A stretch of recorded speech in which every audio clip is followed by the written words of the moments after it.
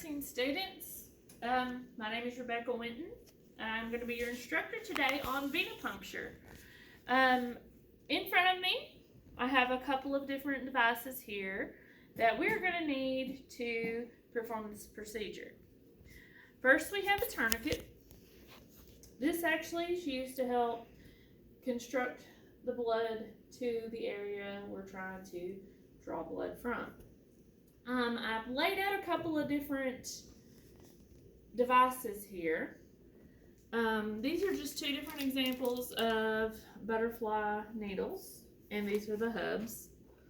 Some of them you just screw into, and some have a different way that you screw them in. We're actually going to use a venipuncture for this procedure today.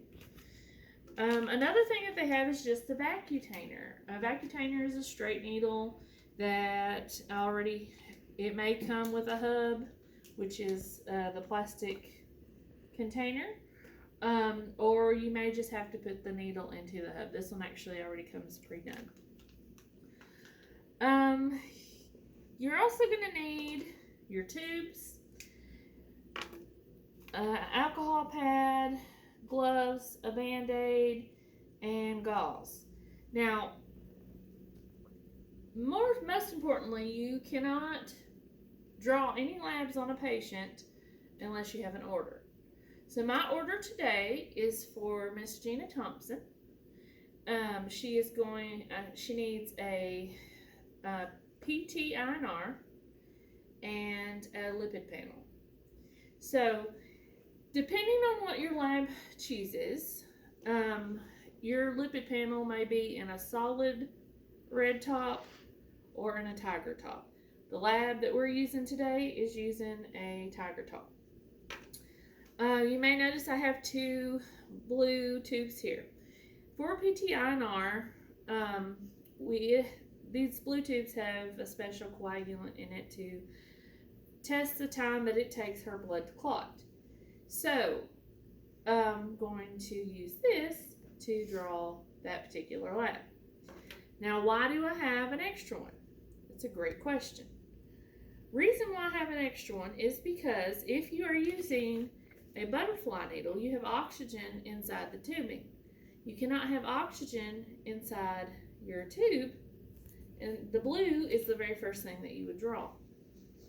So, if I draw my lab specimen and I do it with a butterfly needle, it's going to put oxygen into that, which is going to make this clot faster. So this extra blue tube is my pull-off needle. So literally all I'm going to do is get blood through my tube in it, take it off, and then we start the order of the draw, which today is going to be a blue tube followed by a tiger top tube. So I prefer to use a blue. You technically can, they say you can do whatever, but I like any less of a chance to screw up my labs. So that's my preference. So first thing we're going to do is we're going to get to know our patient. Hello, my name is Rebecca. I'm going to be your nurse today. Can you tell me what your name is? Gina Thompson. All right. Miss Gina Thompson, today we're supposed to draw a lipid panel and a PT-INR. Is that okay with you? Okay, well, first thing I'm going to do is I'm going to wash my hands. So, before you do any care with a patient, you're going to wash your hands for 20 seconds. First, you're going to wet your hands. Apply soap. Get a good friction going on. Get in between your fingers and under your nails.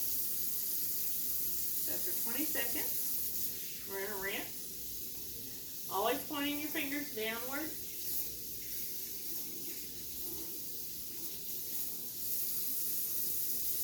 I'm going to grab some paper towels to dry.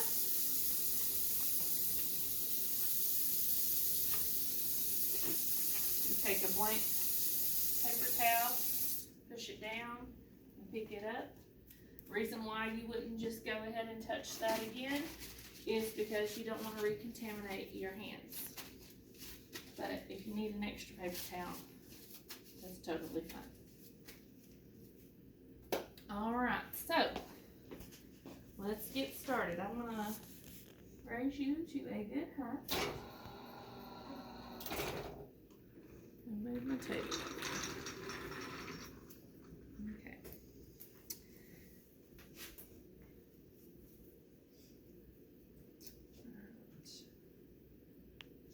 We're going to put our tourniquet on. This might be a little snug, Miss Gina. Okay. And if you can just keep your arm like that, I'll give you a little extra oomph there. Okay, so now that I've got her tourniquet on, I'm going to clean the area. She has really good veins.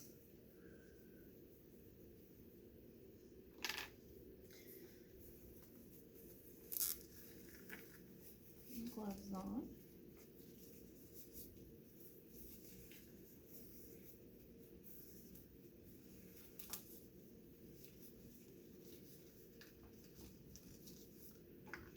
Alright, so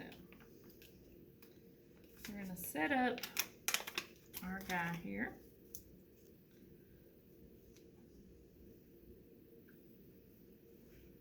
Okay, so he is good and set up. One way that you can, if say you have a questionable vein that you're afraid is going to roll, when you go to clean it, you can actually take the tip of your cloth from your alcohol pad and point it at the angle of your vein. So if you choose to do so. She's got pretty good veins, so we should be okay. All right. I'm going to bend my little wings here. Okay, count of 3, 1, 2, 3. Okay, we have flash coming in the tube. So this is our pull off, just to get the oxygen out of the tube.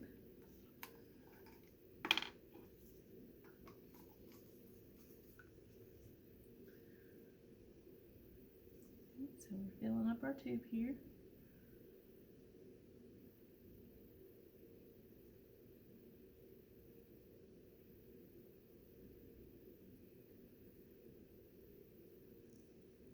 Okay. And we're going to get our tiger top.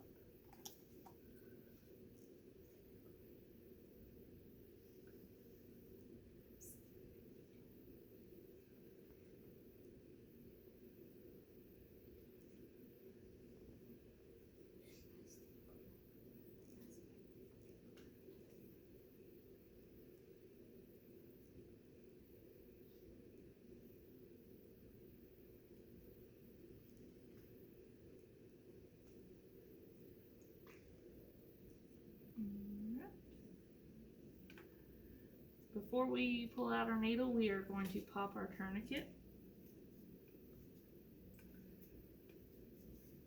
I'm going to take our cloth and put it right here. Okay. And then use our safety device, which we pull that down. That's our tubes. We're going to dispose of this in our sharps container. Mind holding right there for me, Miss Gina? Thank you very much.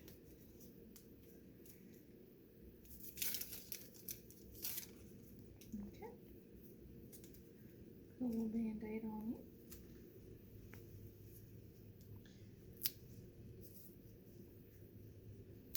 Well, I think they got me too there, Miss Gina. Alright, I'm going to clean up my mess. Since this was my pull-off tube, it's going to go into the biohazard container. I'll throw these in here, in trash. I'm then going to label my tubes with the patient's name, date of birth, the date it was drawn, and the time it was drawn.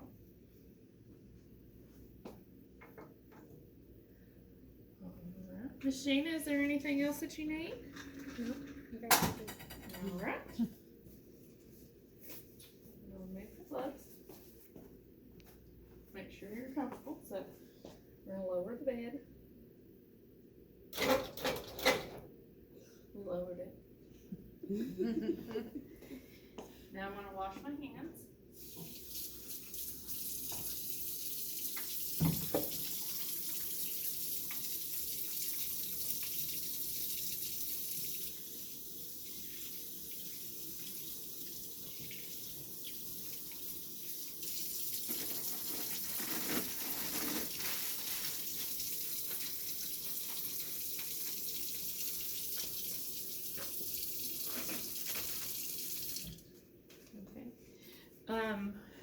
Once you've tagged your tubes, bagged your tubes, you send them on out to the lab, and in a few days or hours, depending on if it was a stat order or a regular order, you would get your labs back, and they would be able to tell Miss Gina Thompson what her labs were. So hopefully you learned the proper way of how to do a blood draw on your patient, also known as venipuncture. Hopefully my patient thinks I did a great job, but there's one thing I forgot, ladies, her call-out. So here's your call-out. If you need anything, you let me know. Okay, I washed my hands. Future nurses, I hope you learned something from this demonstration.